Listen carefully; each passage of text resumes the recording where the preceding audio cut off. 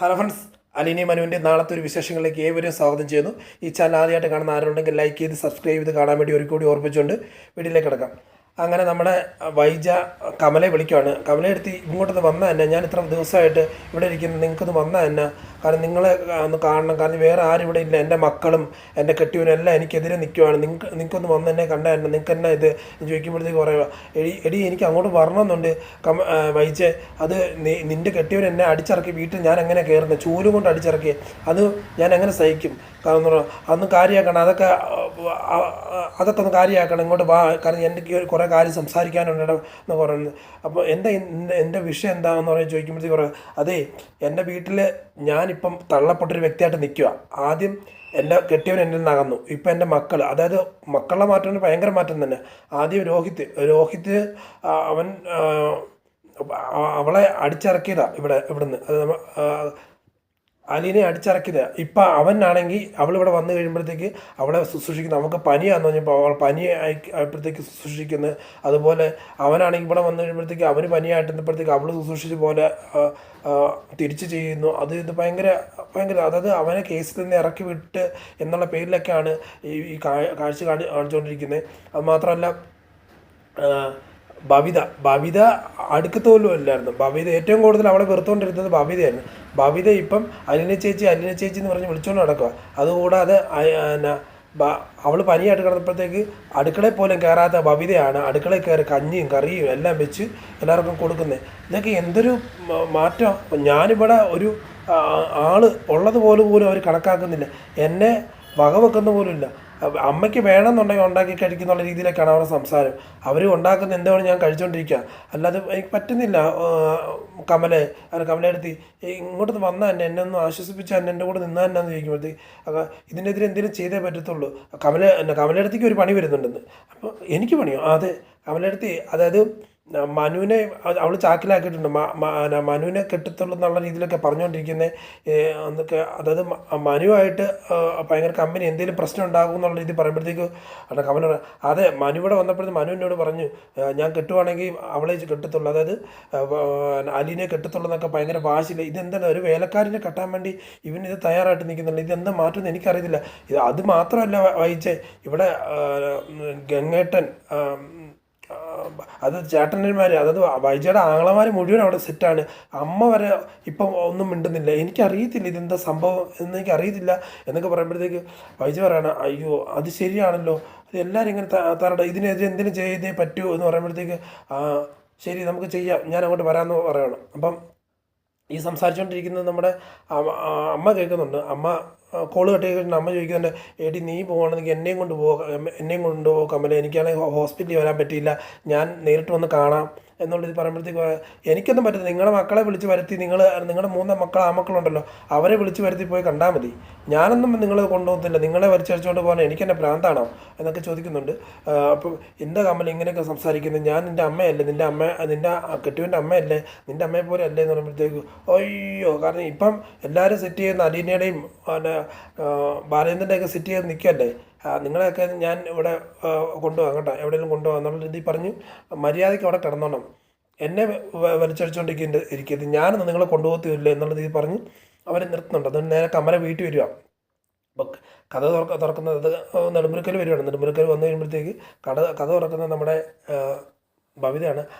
Anti എന്നാണ്ട് വിശേഷം, anti എന്നാ വന്നതെന്ന് ചോദിക്കുക. അപ്പോൾ എനിക്കിവിടെ വന്നുകൂടെ എന്നിട്ട്, വന്നുകൂടെ ഒരുപാട് നാളായല്ലോ വന്നിട്ട് എന്നു പറയുമ്പോഴത്തേക്ക് എനിക്ക് നിൻ്റെ അമ്മയെ കാണാനുണ്ട്. കാണു എന്ന് പറയുമ്പോഴത്തേക്ക് കൃഷ്ണമോളി വരുമ്പോഴത്തേക്ക് കൃഷ്ണമോളി ചോദിക്കുക, എന്നാ എൻ്റെ വിശേഷം എന്ന് പറയാം. നല്ലത് തന്നെ എന്നൊക്കെ പറഞ്ഞ് കൃഷ്ണമോള അവരുടെ ഇങ്ങനെ ഇത് പറഞ്ഞിട്ട് അകത്തോട്ട് കയറിപ്പോവും. അപ്പം കൃഷ്ണമോളി ഇവിടെ പറഞ്ഞിട്ടുണ്ട്, രണ്ടുപേരും കൂടിയിട്ടുണ്ട്, എന്തോ കാര്യങ്ങൾ സംസാരിക്കാണ്, എന്തോ പരിപാടി ഒപ്പിക്കാൻ വേണ്ടിയാണ്, നോക്കി നിന്നല്ലേ പണി കിട്ടും എന്നുള്ള രീതിയിൽ രണ്ടുപേരും പറയുന്നുണ്ട്. ശരി എന്നൊക്കെ പറഞ്ഞിരിക്കുമ്പോൾ അലീനയൊക്കെ അങ്ങോട്ട് വരുന്നു. അലീന ബാലചന്ദ്രൻ വരുന്നുണ്ട്. ബാലചന്ദ്രൻ വന്നിട്ട് ഞാൻ കടയിൽ പോകാന്നുള്ള രീതിയിൽ പറഞ്ഞ് ബാലചന്ദ്രൻ ഇറങ്ങി പോവാണ്. അപ്പോൾ ശരി എന്ന് പറഞ്ഞ് എല്ലാവരും പറഞ്ഞ് നിൽക്കുമ്പോഴത്തേക്ക് രോഹിത്തും വരുന്നുണ്ട്. രോഹിത്ത് വന്നിട്ട് ചോദിക്കും, എന്നെ ഇവിടെ ഒരു കമലാൻറ്റി വന്നിട്ടുണ്ട്, കമലാൻറ്റി റൂമിൽ കയറിയിട്ടുണ്ട്, അമ്മയുടെ റൂമിൽ കയറിയിട്ടുണ്ട്, എന്തൊക്കെയോ സംസാരിക്കുന്നുണ്ട് എന്നൊക്കെ പറഞ്ഞാൽ സൂക്ഷിച്ചോ, എല്ലാവരും നമ്മൾ ഉദ്ദേശിക്കുന്നതോ അല്ല എന്നുള്ള രീതിയിൽ പറയാണ്. അത് കഴിഞ്ഞ് കാണിക്കുന്ന സീൻ എന്ന് പറയുമ്പോഴത്തേക്ക് കമല വൈജയുടെ റൂമിൽ കയറിയിട്ട് കഥ കടച്ചിട്ട് എന്നെ വൈജയെ എന്നൊക്കെ ചോദിക്കുമ്പോഴത്തേക്ക് കമലയുടെ അടുത്ത് വന്നത് നന്നായി കണ്ടോ, എനിക്ക് ഇതെന്ത് ചെയ്തേ പറ്റൂ, ഇവളാണ് ഭയങ്കര രീതിയിൽ ഇവളാണ് ഇവിടുത്തെ അധികാരം, ഇവളാണ് ഇവിടെ എല്ലാം നോക്കി നടത്തുന്നത്, ഞാനിവിടെ ഒന്നുമല്ല. അതായത് എൻ്റെ വീട്, അതായത് എൻ്റെ കെട്ടിയവൻ്റെ വീട് തന്നെ എൻ്റെ വീടല്ല, എൻ്റെ വീട്ടിൽ വന്ന് ഒരു വേലക്കാരി അധികാരം കാണിക്കുമെന്ന് പറയുമ്പോഴത്തേക്ക് എനിക്കത് സഹിക്കാൻ പറ്റുമോ, എന്നെ എന്ത് ചെയ്യേണ്ട കമലയുടെ അടുത്ത് ചോദിക്കുമ്പോഴത്തേക്ക് അതൊക്കെ നമുക്ക് വഴിയുണ്ടാക്കാം, അതൊക്കെ വഴിയുണ്ടാക്കാം എന്നുള്ള രീതിയിൽ പറഞ്ഞ് നിൽക്കുവാണ്. അപ്പോൾ അടുത്ത കാണിക്കുന്ന സീൻ എന്ന് പറയുമ്പോഴത്തേക്ക് കമല തിരിച്ചു പോവുകയാണ്. അപ്പോൾ അവരെന്തൊക്കെ സംസാരിച്ച് തിരിച്ചു പോകണം. തിരിച്ചു പോയി കഴിയുമ്പോഴത്തേക്ക് അന്ന് പിന്നെ രാത്രി കിടന്നുറങ്ങുമ്പോഴത്തേക്ക് ഈ കമല വൈജ ഒരു തൻ്റെ കുറേ സ്വർണ്ണമുണ്ട്, ഒരു 150 പവൻ സ്വർണ്ണമുണ്ട്, അതെല്ലാം ഒരു കവറിനകത്ത് പൊതിഞ്ഞ് ആരും കാണാതെ നേരെ റൂമിൻ്റെ അകത്ത് കൊണ്ട് വെക്കുക. അതായത് അരീന പാത്രം കഴുകുന്ന കണ്ടുകൊണ്ടിരിക്കുക.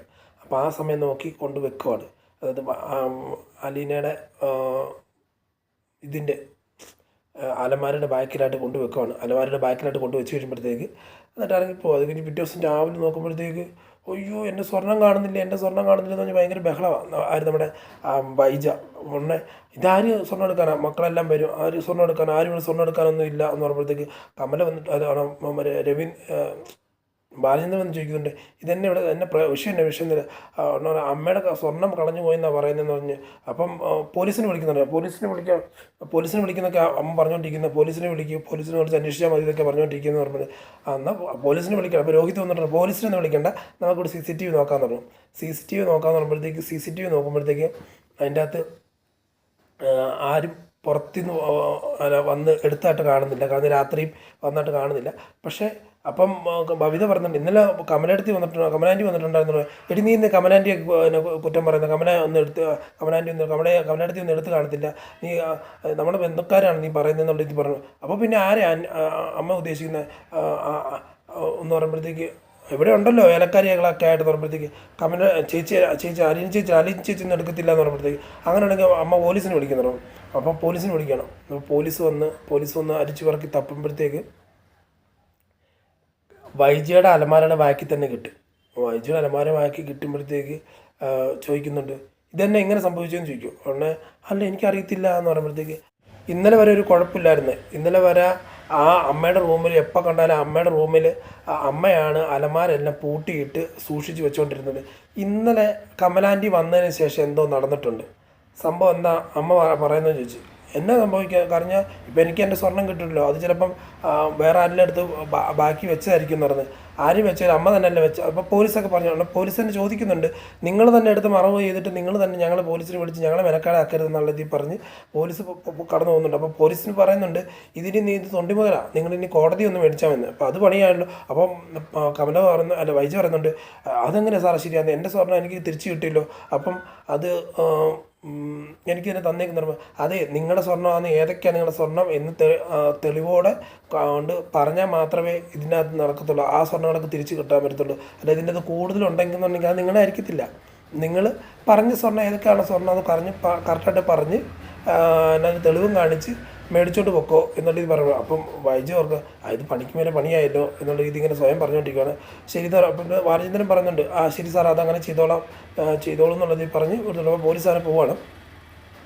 കാരണം ആരൊക്കെയോ ചെയ്ത് എന്നെ ഇല്ലാതാക്കാൻ വേണ്ടി ശ്രമിക്കുക എന്നുള്ള രീതി വൈജു പറയുമ്പോഴത്തേക്ക് ബബിത എന്ന് പറയാം, അമ്മ ഉദ്ദേശിച്ച പോലെ അല്ല കാര്യങ്ങൾ നടക്കുന്നത് കേട്ടോ. അതായത് അമ്മ എല്ലാം ദുഷിച്ച മനസ്സോടെ ചിന്തിക്കുന്നതും പ്രവർത്തിക്കുന്നതെന്ന് അതല്ല ഇവിടെ. നീ എന്താണ് ഈ പറയുന്നതെന്ന് ചോദിക്കുമ്പോൾ, അമ്മേ ഇന്നലെ കമലാൻറ്റി വന്ന് നിങ്ങളുടെ ഡിസ്കഷൻ നടത്തി ഞാൻ അറിഞ്ഞായിരുന്നു, ഞങ്ങൾ കണ്ടായിരുന്നു. അപ്പം ഞങ്ങൾ നോക്കിയിരിക്കുമായിരുന്നു. അമ്മ രാത്രി ഈ സ്വർണ്ണം എടുത്തുകൊണ്ട് അരിന ചേച്ചിയുടെ റൂമിൻ്റെ അകത്ത് കൊണ്ട് വെക്കുന്നത് ഞങ്ങൾ കണ്ടായിരുന്നു. എന്നിട്ട് ഞങ്ങൾ മിണ്ടാതിരുന്ന അമ്മ എന്നിട്ട് പോയപ്പോഴത്തേക്ക് അമ്മ മാറിയപ്പോഴത്തേക്ക് ആ സ്വർണ്ണം ഞങ്ങൾ അവിടെ നിന്ന് എടുത്ത് അമ്മയുടെ അലമാരയുടെ ബാക്കി കൊണ്ടുവച്ച് ഞങ്ങൾ തന്നെ എന്ന് ബബിത പറയുമ്പോഴത്തേക്ക് അതെ കൃഷ്ണനോട് പറയാം, അമ്മ എന്തിനാ അമ്മ ഇങ്ങനെ ചെയ്യുന്നത്? കാരണം അമ്മയ്ക്ക് നാണമുണ്ടോ ഇങ്ങനെയൊക്കെ ചെയ്യാൻ വേണ്ടി? ജീവിതത്തിൽ ആരെ തോൽപ്പിക്കാൻ വേണ്ടി അമ്മേനെ തോൽപ്പിച്ചുകൊണ്ടിരിക്കുക എന്നുള്ളത് പറയണം. അതുകൊണ്ട് കമല വായിച്ച് പറയുന്നത്, നീയൊക്കെ എന്നടി കാണിച്ച് പറയുമ്പോഴത്തേക്ക് അന്യ ചേച്ചിനെ പുറത്താക്കാൻ വേണ്ടിയാണ് ചെയ്തുകൊണ്ടിരിക്കുന്നത്. അന്യ ചേച്ചിനെ പുറത്താക്കിയിട്ട് അമ്മയ്ക്ക് എന്നാ കിട്ടാൻ പോകുന്നത്? അമ്മയ്ക്ക് ഒന്നും കിട്ടണം. അമ്മ കൂടുതൽ വിഷമിക്കത്തോട് പറയുമ്പോഴത്തേക്ക് ബാലചന്ദ്രൻ പറയാം, ഒരുമാതിരി തോന്നിയാസം കാണിച്ചുകൊണ്ട് ഇവിടെ നിൽക്കാൻ പറ്റത്തില്ല. നിന്നോട് ഇവിടെ ആരും വരാൻ പറഞ്ഞു? നിൻ്റെ ആങ്ങളമാർ വന്നിട്ട് ഇവിടെ ആക്കിയിട്ടുണ്ടെങ്കിൽ പോലും 2 ദിവസം കഴിഞ്ഞിട്ട് അമ്മമാരറിയാതെ ഇറങ്ങി പോകത്തില്ല നിനക്ക്. നാണമില്ലാത്ത നാറിയ പരിപാടിയും കാണിച്ചുകൊണ്ട് ഇവിടെ ഇരിക്കുക. അത് പോലീസിനെ വിളിച്ച് ഈ വീട്ടിൽ പോലീസ് കയറാത്തതുകൊണ്ടായിരുന്നു അതും കയറ്റി. നിനക്കൊക്കെ നാണമില്ല, എന്തിനാണ് ജീവിച്ചിരിക്കുന്നത് എന്നൊക്കെ ചോദിക്കുക. ഉടനെ ബാലചന്ദ്രൻ ഞാൻ കാണിച്ചു തരാമെന്നൊക്കെ പറഞ്ഞുകൊണ്ട് അകത്തോട്ട് കയറിപ്പോയി കഥ അടയ്ക്കുന്നുണ്ട്. അപ്പം അലീന പറയുന്നുണ്ട്, അച്ഛ വളരെ ഉപകാരം, കാരണം എന്നെ ഒരു കുറ്റവാളിയായിട്ട് കാണേണ്ട ഒരു സാഹചര്യം, എന്നെ പോലീസ് പിടിച്ചുകൊണ്ടിരുന്ന സാഹചര്യത്തിൽ എല്ലാവരും രക്ഷപ്പെടുത്തിയല്ലോ എന്ന് പറയുമ്പോഴത്തേക്ക് മോള് കൊടുക്കുന്ന സ്നേഹം, ആ സ്നേഹമാണ് നിനക്ക് തിരിച്ച് കിട്ടുന്നത്, ദൈവത്തിൻ്റെ അനുഗ്രഹമായിട്ട് നിനക്ക് കിട്ടുന്നത്. അതായത് ഇപ്പോൾ കണ്ട അലീനയും കൃഷ്ണമോളും ഭവിതിയും നിനക്ക് കാഴ്ചവെച്ചത് അവരുടെ സ്നേഹം കാഴ്ചവെച്ചത്, നീ കൊടുത്ത സ്നേഹമാണ് നീ തിരിച്ച് കിട്ടുക. ദൈവം നിന്നെ അനുഗ്രഹിക്കും, ഒരു കുഴപ്പം കാണത്തില്ല. ഞങ്ങളിവിടെ ഉള്ളിടത്ത കാലം നിനക്കൊരു ഒന്നും സംഭവിക്കത്തില്ല. നിന്നെ ആരൊക്കെ ഇല്ലാണ്ടാക്കാൻ നോക്കിയെന്ന് പറഞ്ഞാൽ അവിടെ നിന്നാലും നീ രക്ഷപ്പെട്ടു വരിക. ദൈവത്തിൻ്റെ അനുഗ്രഹമുള്ള കൊച്ചാണ് നീ. കാരണം അല്ലെങ്കിൽ പിന്നെ ഞാനൊഴികെ എല്ലാവരെയും നിന്നെ എതിരെ നിൽക്കുമായിരുന്നു. പക്ഷേ ഇപ്പം എല്ലാവരും നിൻ്റെ കൂടെ നിൽക്കുന്നത് കാര്യം എന്താ? അതാണ് ദൈവസാന്നിധ്യം എന്ന് പറഞ്ഞത്. എല്ലാ ദൈവം എനിക്ക് ഒരു കുഴപ്പമില്ല, നിന്നെ നോക്കും, നീ കൂടുതൽ വിഷമിക്കുമെന്ന് വേണ്ട. അവൾ അങ്ങനെ ചെയ്യുന്നു പറഞ്ഞാൽ പോലും അവൾ നിന്നെ ഓടിക്കാനുള്ള ഉദ്ദേശം മാത്രമേ ഉള്ളായിരിക്കും, അല്ലാതെ വേറൊന്നുമില്ല. അത് പണ്ട് തൊട്ടേ അവൾ അങ്ങനെ ചെയ്തുകൊണ്ടിരിക്കുന്നതല്ലേ, അതൊന്നും കാര്യമാക്കണ്ടെന്ന് പറഞ്ഞത്. ഇല്ല അച്ഛാ, ഞാനത് കാര്യമാക്കി എടുക്കുന്നില്ല, അച്ഛനറിയാമല്ലോ ആരാ അത് എൻ്റെ എന്ന് അറിയാമല്ലോ, അതുകൊണ്ട് കുഴപ്പമൊന്നുമില്ല, ഞാനത് അങ്ങനെ ആ മട്ടിൽ കാണത്തുള്ളൂ എന്നുള്ളത് പറയണം. എന്താണ് അതുപോലെ കണ്ടാൽ മതി എന്ന് പറഞ്ഞ് ഒരു സീനാണ് നമ്മൾ ലാസ്റ്റായിട്ട് കാണുന്നത്. ഈ വരാനിരിക്കുന്ന കഥയിലെ ഒരു വിശേഷമാണിത്. അപ്പോൾ കാത്തിരുന്ന് തന്നെ കാണാം. ഇതുപോലുള്ള വിശേഷങ്ങളെല്ലാം പങ്കുവെക്കാൻ ഞാൻ ആഗ്രഹിക്കുന്നു. ഉച്ചയ്ക്ക് ഒരു 2 മണി തൊട്ട് 3 മണി സമയങ്ങളിൽ ഞാൻ ഈ വീഡിയോ ഇടുന്നതാണ്. എല്ലാവരും സബ്സ്ക്രൈബ് ചെയ്ത് കാണണം എന്ന് പറഞ്ഞുകൊണ്ട് ഒരിക്കലും ഓർമ്മിച്ചിട്ട് വീട്ടിൽ നിന്ന് ഇവിടെ പറയുന്നു. Signing off. Thank you.